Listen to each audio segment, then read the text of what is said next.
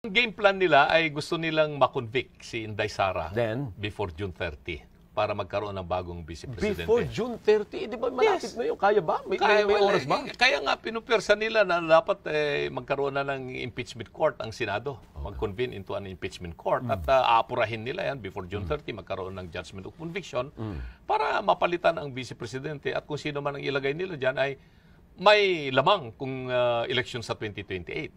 At iyon ang hindi natin basta-basta papayagan. Kasi nga, ito ang dahilan kung bakit nabuwag yung unit team. Ang mga Duterte kasi, ang sumusuporta mga ordinaryong tao, masang Pilipino. Silang sumuporta sa kanya ng 2016. At iyon ang sumusuporta kay VP Inday Sara rin. Sila rin ang nagluklok sa kanya vice-presidente. Pero ang sumusuporta dito sa Pangulo, ay ito yung mga oligarchs. Alam naman natin yon. Sila ay mayayaman. Na sila yung dating hindi sila makaporma ng todo-todo kay Pangulong Digong. Ayaw nila yung sitwasyon So ang framing mo para siyang away ng elitista at masa. Exactly. Exactly. Yun ang totoo niyan. Away ito ng elitista at ang masang Pilipino. Dahil pag nakabalik si Vice President Sara Duterte, ipagpapatuloy niya yung programa ng kanyang tatay na kailangan unahin natin ang mga maralitang Pilipino at mga overseas Filipino workers. Paano yung issue ng accountability? Naalala mo, nag-ugat yung issue, hindi niya maipaliwanag yung confidential funds. Siyempre may ibang tao, hindi paliwanag mo kasi pera ng taong bayan yan. Ang daming gumastos ng intelligence and confidential funds. Yung confidential funds hindi lamang sa Vice President yan. Mas malaki yung confidential fund ng Pangulo. Iyan din ang dahilan kung bakit dinimanda nila noon si Pangulong Gloria Macapagal-Arroyo dahil sa confidential fund At ako yung abogado doon. At alam mo, yung confidential fund talagang certification lamang yan ng Commission on Audit.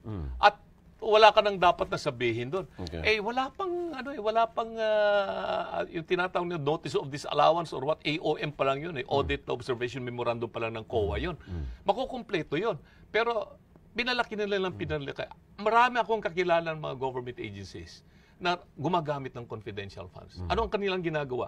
Ganun lamang. Pirma lang. Pirma lamang yan. Tapos, hindi yan binubuksan. Hindi na nila tinatanong kung sino ang binigyan mo yan.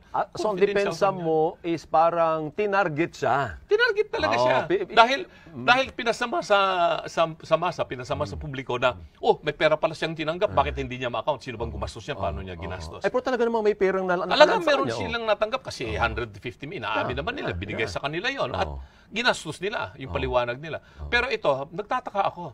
Doon sa hearing sa Senado, binanggit doon na yung dalawang opisyal ng militar na kasama ni BP na sila tumanggap. Bakit hindi sila pinatawag at sabihin kung paano nila ginastos? Sabi